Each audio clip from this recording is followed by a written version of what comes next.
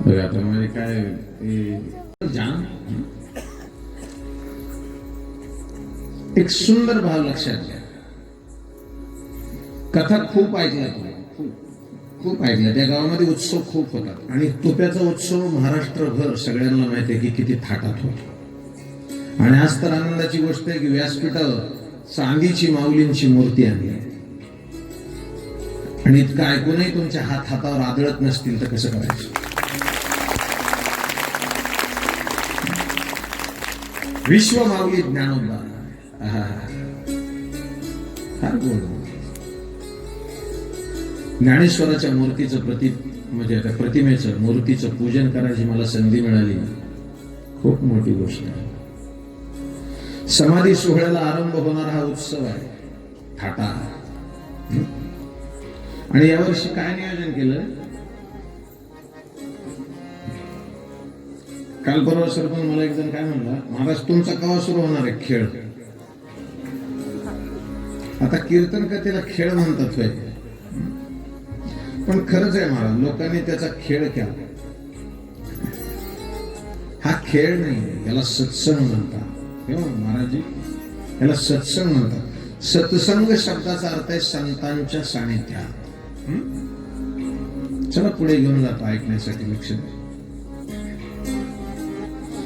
आपल्याला ऐकायचं ते शिवपुराण ऐकायचं. शिवपुराण म्हणजे महादेवाचं, असंच ना. महादेवाची मूर्ती असते का लिंग असत. मी घरी जाऊ का. तुम्ही बोला, खालची मंडळी बोला. इथं भाऊ बनणारे त्यांना माहिती आहे म्हणून. तुम्ही महादेवाचं लिंग का मूर्ती. दोन्ही.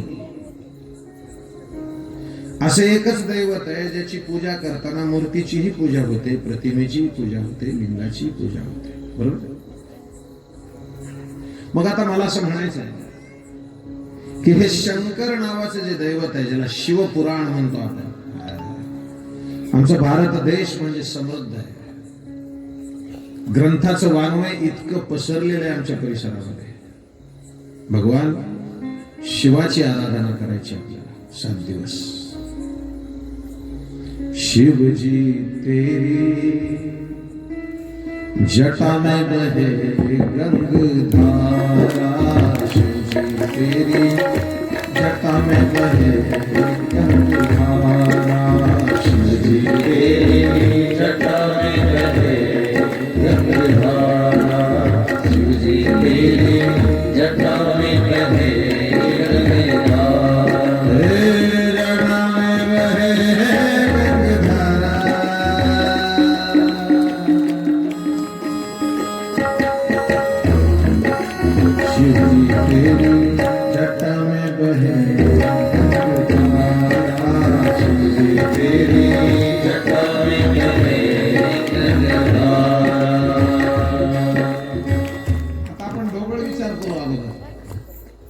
काय असतं माहित आहे.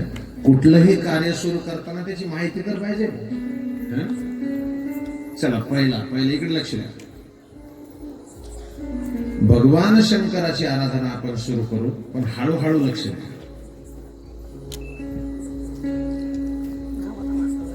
शंकराकडे 4-5 गोष्टी आहेत. त्या गोष्टी लक्षात ठेवा. 1. शंकर कुणाला म्हणायचं.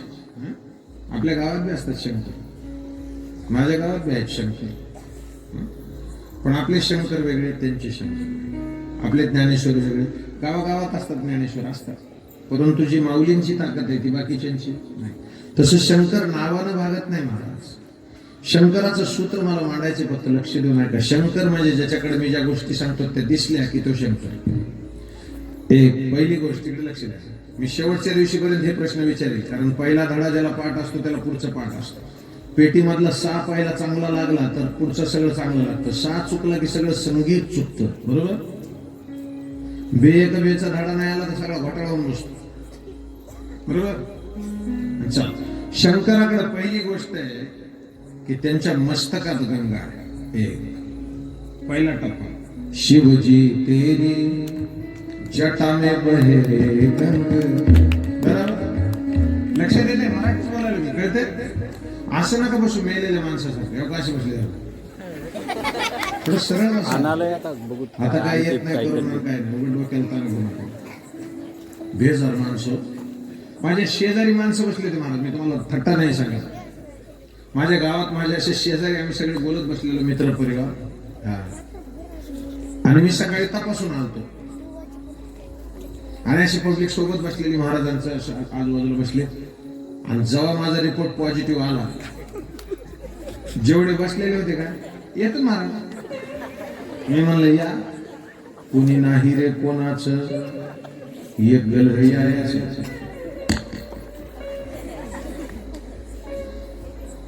होऊ नये असं काय भ्यायची गरज आहे का. माझ्या घरामध्ये 9 जणांना झालता एकदम. त्याला घाबरू नका.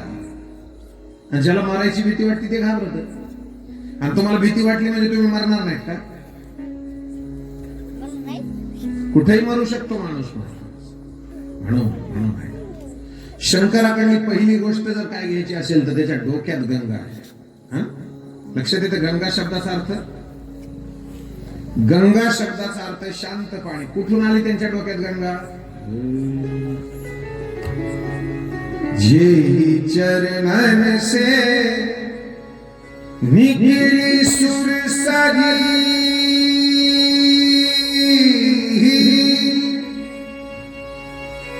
शंकर जटा समाई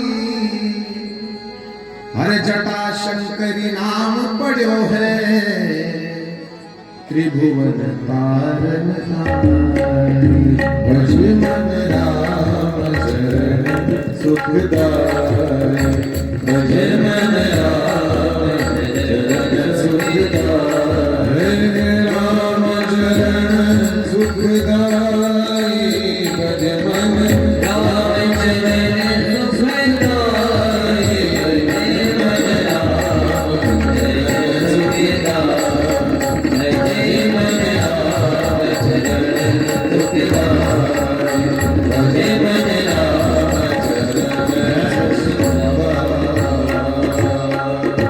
आता इथं बसलेली काही मंडळी असेल की ज्यांना राम आवडतो महादेव आवडत नाही. तुम्हाला मजा सांगू ही आवडन निवडन तुमच्यात आणि आमच्यात आहे. वरी सगळे एक आहे. राजकारणी मंडळीला लवकर कळतं वरी सगळे एक आहे. तुम्ही एक वाक्य नीट ऐका. कार्यकर्ता भांडल्याला तुम्ही कधी बघाल पण नेता भांडल्याला बघायला मिळत वरी सगळे शक्तिमानच गंगाधर आहे.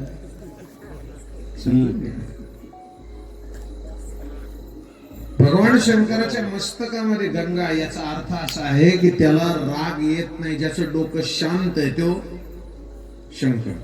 जमलं. आणि गंगेच्या पुन्हा 5 भूमिका आहेत. मी सांगेन गंगेकडे एक गोष्ट आहे तिच्याकडे पवित्रता आहे. ती वाहत राहते शेजारच्याला पुष्टी देते. बरोबर आहे बरोबर आहे. आणि तुमच्या सगळ्या पापाला धुवून काढते. बरोबर आहे. गंगा आहे.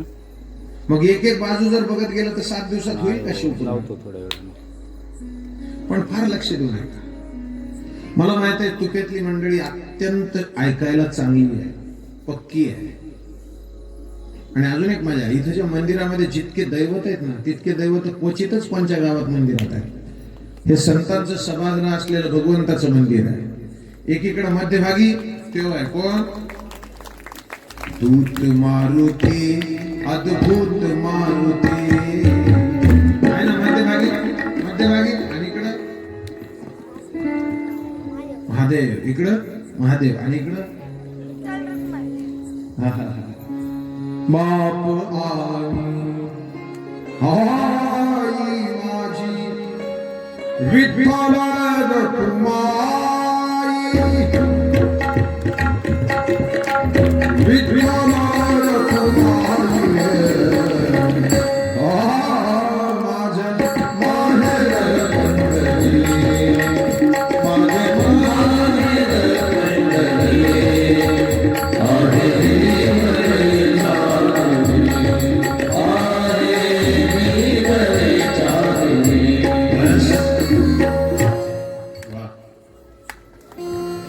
दत्तप्रभू झाले.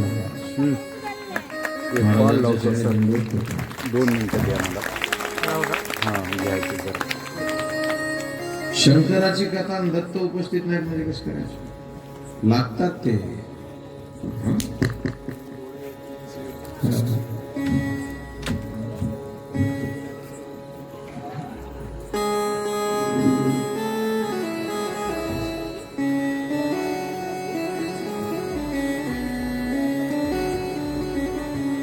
पोट शूळ महाव्याधी भूत प्रेत संधादी आरती समयी त्याशी दंड होई होई मा पावे पावे मा दत्ता पावे पावे मा.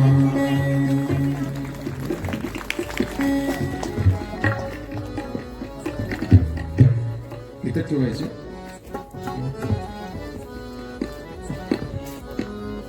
इथं बरोबर होतं का नाही? माझं पुन्हा पुन्हा लक्ष त्याच्याकडे. चला लक्ष द्या. शंकराकडे पहिला गुण कोणता आहे? मस्तकात बोला गंगा, आणि हातात काय? धनुष्यबाण. काय? त्रिशूल. हातामध्ये त्रिशूल ज्याचा आहे तो शंकर.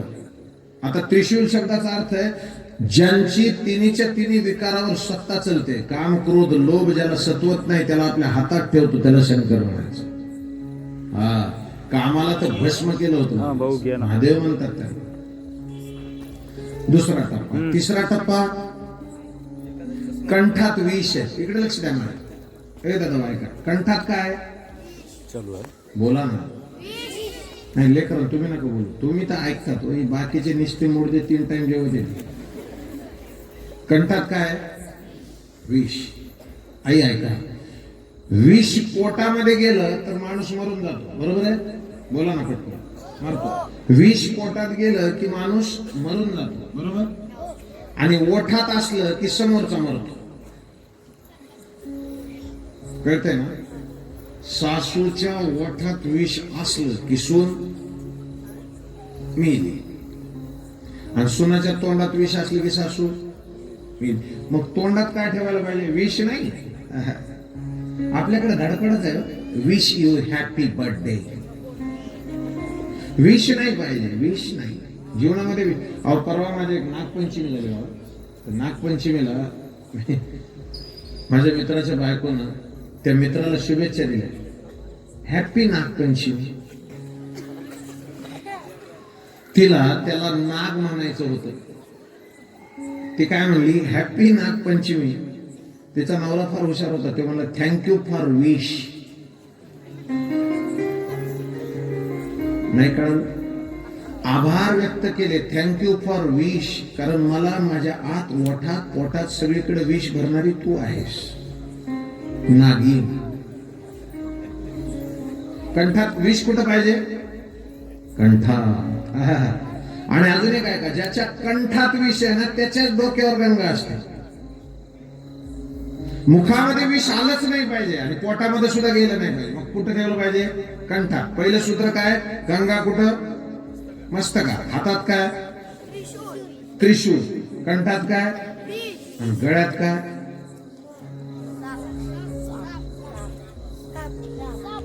मला किती आनंद वाटतो महाराज. छोटी छोटी लेकर कथा ऐकतात ना, तुमच्यापेक्षा चांगलं ऐकतात. यांना म्हणून गळ्यात काय? साप साप. हा साप. हा साप. नाग. हा साप. हा नाग. हा. बरोबर. आणि तुम्ही कसं करतात माहिती का? तुम्हाला म्हणून गळ्यात काय?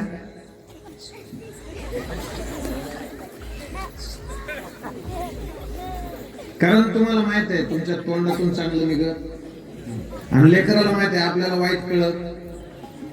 लक्षात घ्या, सूत्र आहे. गळ्यामध्ये नाग. लक्षात येते मला? गळ्यामध्ये सांगतो ना, ऐका. गळ्यात नाग कशामुळे सांगतो ऐका.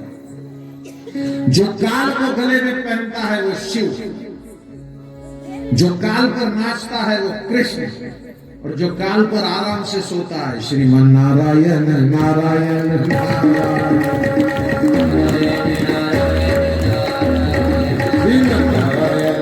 आणि हे तिघ एकत्रित म्हणजे इच्छा. ब्रह्मा विष्णू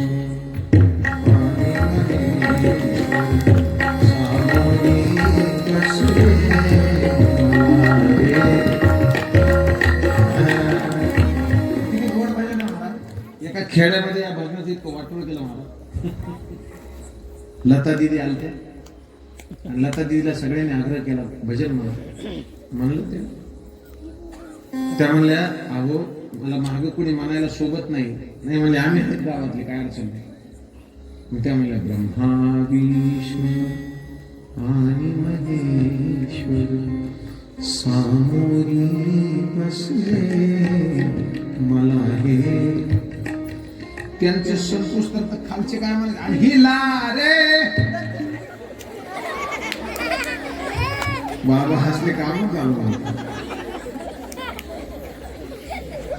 कुणाच्या मागे कसं म्हणायचं हे कळालं पाहिजे आणि कुणाच्या मागे कसं चालायचं हे कळालं पाहिजे. आणि जोपर्यंत आपण एकमेकाच्या मागे चलत नाही तोपर्यंत गोंधळात. मी सरळ सरळ घेऊन जातो आहे. भगवान शंकराच्या मस्तकात काय गंगा, कंठात विष, हातात त्रिशूल, गळ्यात साप आणि आता शेवटचा टप्पा मस्तकावर बस.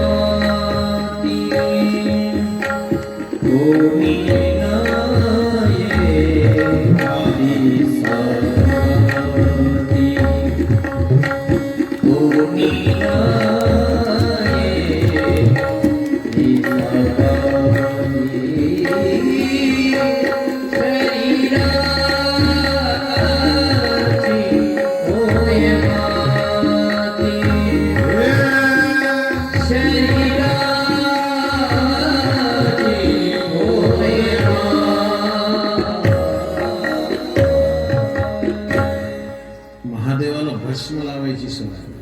त्रिपुंड म्हणतात. मी सांगेल भस्म कशाला म्हणतात, रुद्राक्ष कशाला म्हणतात, मला सांगायचं. आणि लोकांची घाई काय असते माहिती का, केव्हा होईल शिवपुराण शोध.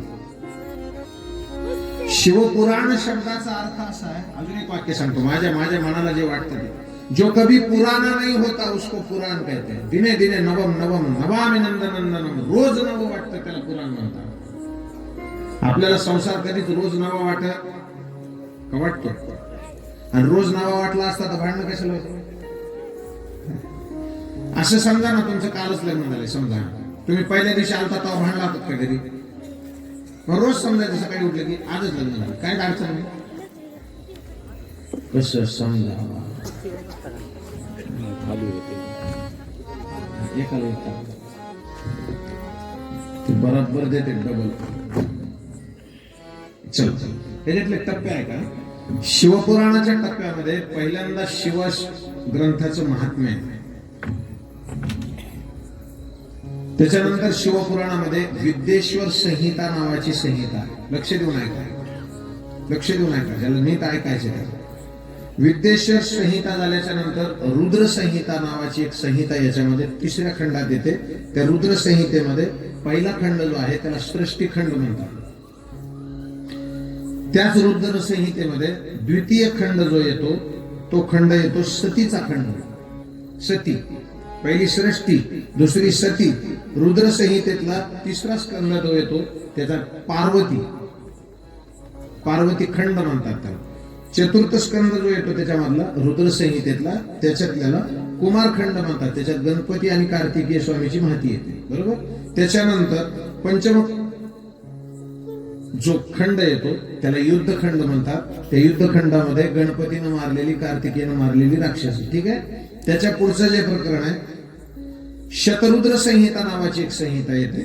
त्याच्यानंतर कोटिरुद्र संहिता नावाची एक संहिता येते, त्याच्यानंतर उमा नावाची एक संहिता येते, पुन्हा कैलास पर्वताची माहिती येते, त्याच्यात वायुव्य संहिता पूर्वखंड येतो, वायुव्य संहितेचा उत्तरखंड येतो, त्याच्यानंतर शिवाचे यंत्र सांगितले जातात, त्याच्यानंतर शिवाच्या मानसपूजेचा उल्लेख येतो, त्याच्यानंतर स्तोत्र आणि आरत्या सांगितल्या जातात आणि कथेचा शेवट. चालायचं? आता काय सांगितलं पहिलं सांगा. उगा बसायचं म्हणून बसायचं होय, असं नाही ऐकायचं. ज्याला ऐकायचं ना त्याने लक्ष देऊन ऐकायचं. मला तुम्हाला त्याचं महात्म्य सांगायचं होतं. महात्म्य सांगताना मला फक्त मूळ स्वरूप असं सांगायचे की या स्कंदामध्ये मूळ जो स्कंद आहे त्याच्यातलं ज्या महात्म्य नावाचं जे प्रकरण आहे ते महात्म्य प्रकरणाला आपण प्रारंभ करू. नमः पार्वती पते शिव हर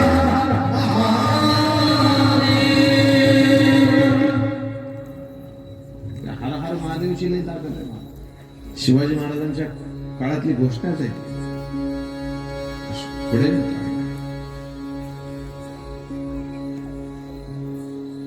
शौनकजी सुतांना प्रश्न करतात,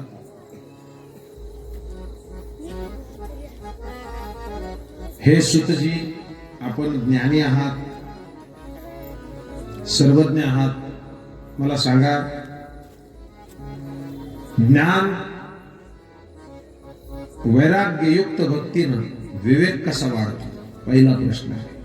त्याच्यानंतर साधू आणि सत्पुरुष काम क्रोध लोभ या षड्विकारावर ताबा कस काय मिळवतात, हे श्रवण करण्याची माझी इच्छा आहे. असा शौनकांनी प्रश्न विचारला सूतजींना.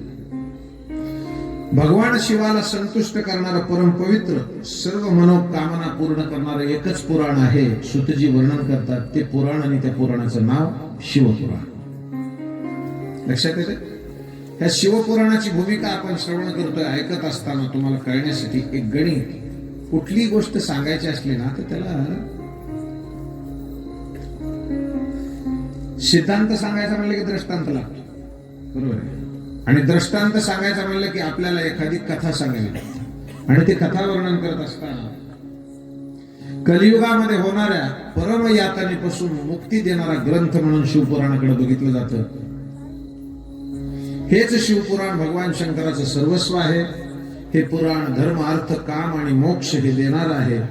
ज्यांना इहलोकाची आणि परलोकाच्या सुखाची प्राप्ती हवी आहे त्यांना सुद्धा हे पुराण ती प्राप्ती देणारं पुराण आहे. लक्ष द्या. सूतजी म्हणतात शौनकजींना, शौनकजी, जे मनुष्य पापी आहेत, दुराचारी आहेत, दुष्ट आहेत, कामासक्त असतात, त्यांनी जर हे श्रवण केलं तर अत्यंत फलदायी आहे. एक जुन्या काळामध्ये भिल्ल समाजाच्या गावामध्ये एक ब्राह्मण राहत होता. त्या ब्राह्मणाचं नाव होतं देवराज. काय नाव होतं? कथा ऐकताना पुढच्या माणसानं इकडेच लक्ष दिलं पाहिजे, मोबाईल घरी ठेवून आलं पाहिजे. अजून एक मजा आहे. तुम्हाला जुनी कथा माहिती? कथा सांगायची पद्धत. एक होता राजा, पुढच्या काय म्हणायचं? लहानपणी तुम्ही गोष्टी ऐकलीच का? एक होता राजा, पुढे असं म्हणा लागते खालून. आपण काहीच म्हणत हो म्हणत नाहीत, काय आपल्याला म्हणलं हो म्हणता येत का? आपल्याला हो येत हो येत. देवराज नावाची एक ग्रस्त त्या ठिकाणी मूढ होते, दरिद्री होते, मतिमंद होते, भ्रमिष्ठ होते, महापापी होते. स्नान संध्या पूजा ते काहीच करत नसायचे. लोकांचा विश्वास संपादन झालेला, त्या विश्वासाला तडा कसा जाईल तसंच त्यांचं वर्तन होतं. एके दिवशी ते फिरत फिरत फिरत प्रतिष्ठान नावाच्या एका नगरीमध्ये आले आणि तिथे एक महादेवाचं मंदिर होतं. त्या महादेवाच्या मंदिरामध्ये ते झोपू लागले. लक्ष द्या, फार कथा ऐकायसारखी. महादेवासारखा मोकळा देव नाही. हा एक भक्त एकदा त्यांच्या मंदिरात आले होते, बरं का बाबा, आणि उपाशी होते. भक्त उपाशी होते. त्यांना काय वाटलं, मंदिरात गेलं म्हणजे कोणीतरी नैवेद्य ठेवलेला असेल तेवढं घेऊ आणि खायला मिळेल म्हणून ते गेलो. पण मंदिरात गेल्यावर त्याच्या लक्षात आलं की वरी महादेवाच्या वर जी घंटी आहे ती घंटी सोन्याची. सोन्याची म्हणजे सोन्या माणसाची नाही, सोन्या नावाच्या माणसाची नाही. घंटी कसली होती? पिवळी. कसली? मस्त सोन्याची. त्याला काय वाटलं बाबा नैवेद्य पुन्हा होईल, आधी घंटी काढू. तिकडे लक्ष द्या, आधी घंटी काढू. आता तिथं काय वाटत नाही, चौरंग नाही, स्टूल नाही, एकाला एक खुर्ची आणून देणारा माणूस नाही. ते शिवलिंग असतं ना त्याच्यावरच उभारलं ते. कोण? शिव का भक्त चला शिव को मनाने के लिए, शिव का भक्त चला शिव को मनाने के लिए. महादेवाकडे प्रार्थना करायला, पण चढ़ गया शिव के ऊपर, चढ़ गया शिव के ऊपर चुराने के लिए. महादेवाच्या त्या पिंडीवरच चढलं आणि चढल्याच्या नंतर त्यांना असा घंटीला हात लावणार. तेवढ्या वेळात असे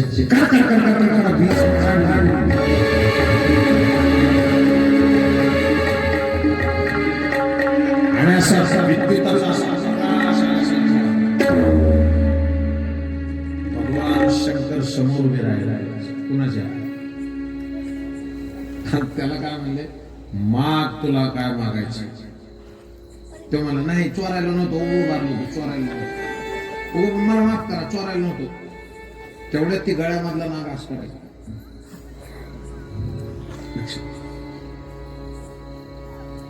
आणि परिस्थिती काय झाली मागे, नको नकोच म्हणायचे.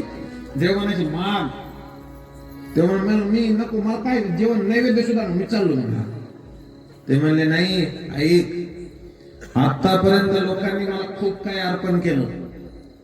कोणी तांदूळ टाकलं, कोणी दही टाकले, कोणी जवस टाकले, कोणी तीळ टाकले, कोणी तूप टाकलं, कोणी मठ टाकलं, पण सर्वस्व माझ्यावर समर्पित करणारा तूच एकटा निघाला.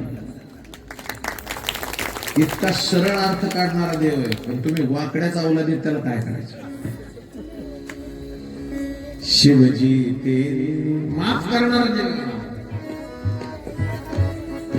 एक तर माफही करतो आणि काळ म्हणून त्याच नाव आहे. गॉड शब्द आहे इंग्रजीमध्ये जनरेशन, ऑब्झर्वेशन अँड डिस्ट्रॉय. उत्पत्ती, स्थिती आणि लय. बरोबर आहे? उत्पत्ती स्थिती ब्रह्मदेवाकडे, विष्णू परमात्म्याकडे, पण लय करायचं सामर्थ्य शंकराकडे. आता जो तांडव चाललाय ना कोरोनाचा, त्याचाच आहे मला. संपवायचं त्याला येतं मला, लक्षात ठेवा.